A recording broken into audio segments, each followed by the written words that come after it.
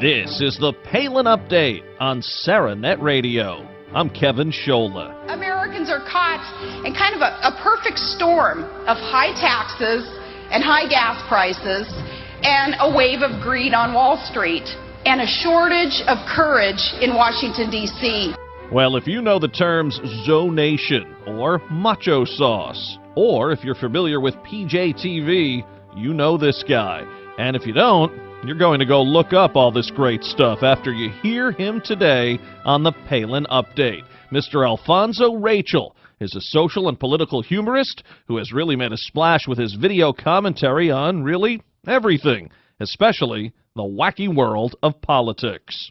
We are so happy to have him here today on Saranet Radio. Alfonzo Rachel, our special guest. Zoe, how you been? I've been good, man. How about you? Pretty well. Thank you so much for coming on. And what I'd like to do first is let's introduce you to our fans who may not know you yet. Tell me a little bit about your background and what you've been doing with your very funny and at the same time very important commentary. Well, I guess I got picked up doing some right-wing rants on YouTube. I started doing this stuff on MySpace, actually, in about 2007.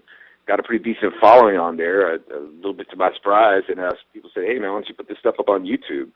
So I made a little skit, just for fun, to introduce myself to YouTube by making a skit called The Vote Reaper. It was a Star Wars parody, politically charged parody. And it took off really well. It went viral, and I kept on doing my commentaries on there. And YouTube is pretty much a bastion of liberalism, but for a guy espousing conservative principles on there, it was starting to get a lot of traction. So, from there, to make a long story short, I ended up getting contacted by PJTV, and I've been with PJTV since, 2009? Yeah, been going ever since. And I know you've been out and about, different events and whatnot. Now, tell me this, as a black conservative, you face even more challenges when expressing your views. Do you kind of get a kick out of it when a liberal meets you and assumes that you're an Obama Democrat based on looks before you talk and then finds out, oh, wait a minute, he's with the Tea Party? Yeah, I do like kind of taking people by surprise, and it's always good to know that there's a bomb dropped on the narrative. I guess get a kick out of it, and, maybe I get a little bit of a cheap thrill, man, but but the happier thing is when I get to kind of tell the cow how tell them how the cow ate the cabbage, and let them know the real deal as to why I'm a conservative as opposed to being shackled to a narrative. Now, you've been talking a lot about Herman Cain lately. I know you mentioned the other day that you got more hits on some of your Cain stuff than any of your other things before. Took you by surprise a little bit. Mr. Cain made his big announcement this past weekend, suspending his campaign after these allegations. You feel he's been unfairly treated? Hey, all's fair in love and war, man. I mean, that's the way it is. And unfair, oh, man, I don't know if that's the word that I want to use. I'll say he's been done dirty. That's for sure. I mean, I'm sure he knew this going in. I'm pretty sure he had this discussion with his wife. He had to know that hey, if you're going to step into this, man, they're going to try to dig up whatever they can. And so I don't think any of this is a surprise to him. But it's just like I say about anything else. I mentioned this before. If I come at you, man, and I accuse you, and I just bombard you with accusations, stuff that you're really not familiar with, you're going to look like a bumbling idiot trying to defend yourself. Because you're not prepared. It's like, whoa, what? I did what? It's going to be like that all day long. But unless you're a smooth operator like Clinton, who is actually guilty of something, he rehearses that stuff in his sleep. So if he ever gets called on it, it's like, oh, you're ridiculous trying to do that. Let me tell you what is, and all that sort of stuff. He's got it refined and smoothed out. So, with Herman Cain doing this, in a way, it's validating. It's the Democrats coming after him, with these charges. Why? Because he's the one that they have to destroy now. He's not there. They don't want him going up against Obama. Gingrich is bad enough to send up against Obama, but they're going to save that one. If he gets the nomination, oh man, they're going to unload on him for true, and destroy him before he ever gets to face Obama. I think your Clinton point is well taken because that's where I was going with the wording of unfairly, because we've seen Clinton, we've seen the Kennedys, the list goes on, where not only is it swept under the rug by the media and others, but also almost romanticized in a way, or you're told off if you say it means anything. Here, though, as a conservative, I mean, let's pretend it's all true. Let's pretend Herman Cain did everything that happened here. If he had a D next to his name, we'd be told, leave the man alone. But here, double standard again. Amen. That's right, man. Tough to stomach sometime. I know people are getting sick of it. So, well, let's move on. Someone I know who's certainly been treated unfairly is Governor Palin. How do you see her playing a role in this 2012 process? A lot of people really still wishing she would have gotten in the race for the White House, and even more so now with the Kaine situation. A lot of Kaine supporters, maybe would have hoped to have someone else to turn to here other than the current crop. So you see Palin being a player here in one way or another? This is what I think is funny. All of a sudden, Palin, who was labeled as the ditz, in her day, she was considered an idiot and a quitter, and now all of a sudden she earned the title of kingmaker. So I just think it's funny is that all of a sudden her opinion matters, and I like Palin, and she was another one who was done dirty. I like Palin. She represents, she reflects my values. When I look at someone like Palin, I'm like, hey, that person right there, I think she's got conservatism down pretty good. So I look at her, and the same thing with Cain. It doesn't make sense that it goes back to Cain and Newt. People are asking, well, if Cain doesn't get the nomination, if he drops out, I'm going to send my vote over to Newt. It's like, why? Why would you do that? If Cain is allegedly this person acting out sexual, if these allegations are true, and they're just allegations, why would you send your vote over somebody who's actually been proven to have sexual indiscretions? Why would you do that? And it's the same dynamic in a way with Palin. It's like, okay, why does Palin's vote all of a sudden matter? Who it is that she endorses, why does it matter now? So I just wonder, it's just confusing for me about the dynamics of how people work with these things. You definitely do see her endorsement, if she does throw one out there, though, meaning more than some of these other guys, though, right? I mean, we had, Christie's already gotten behind Romney, and we've heard from Palin and Bobby Jindal, and most people, you'd have to quiz them of who the heck they are for. I mean, I know people got mad at Christie for backing Romney. They thought he'd be a little more independent in his thinking. But other than that, it does seem that Palin's may have some actual real pull and real help here if she does go ahead and select someone before the primary process. In terms, I would say with the grassroots and the Tea Party movement, if she picks the sorry, this is going to sound a little biased. If she picks the right person, she will raise some thunder with her voice on that. As far as the establishment Republicans go, no, she'll just be tossed right back into the fire again, and she'll just be labeled an idiot. And let's say in a case where if she throws her support behind Cain, she will be adored by the Tea Party if she does that. But she will be hated by the Republican establishment. You talked about people, calling Palin a ditz and saying this, that, and the other thing. Isn't that the old liberal trick when you don't have anything substantial? I mean, she's such a reformer and has stood up to not just Democrats, but Republicans in Alaska and independents and big oil, things that you would think would be, something that a lot of times Democrats would be for those actions. But we've seen this before, haven't we? Ronald Reagan, before he ran, they said this guy's just an actor. He doesn't know what he's doing. Dan Quayle's a dope. George Bush is a dope. Sarah Palin's a dope. What's with that? And does it still work? Are people catching on to that old deal? It works. Unfortunately, it does still work, man. I mean, what does it look like when, say, George Bush graduated from both Yale and Harvard, but he's an idiot.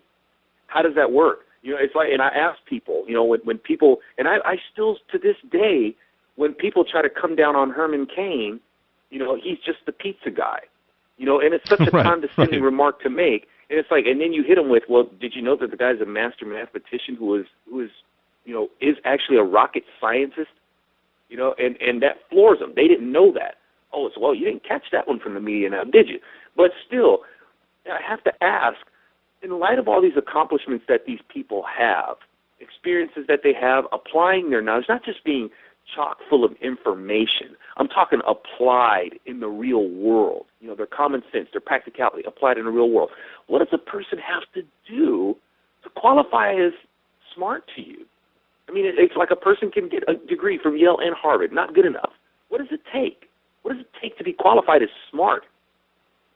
You mentioned Kane's degrees, I know, and very established there in computer science and other things, too, with masters and whatnot. And the funny thing is, I think this appealed to a lot of people with Herman Cain.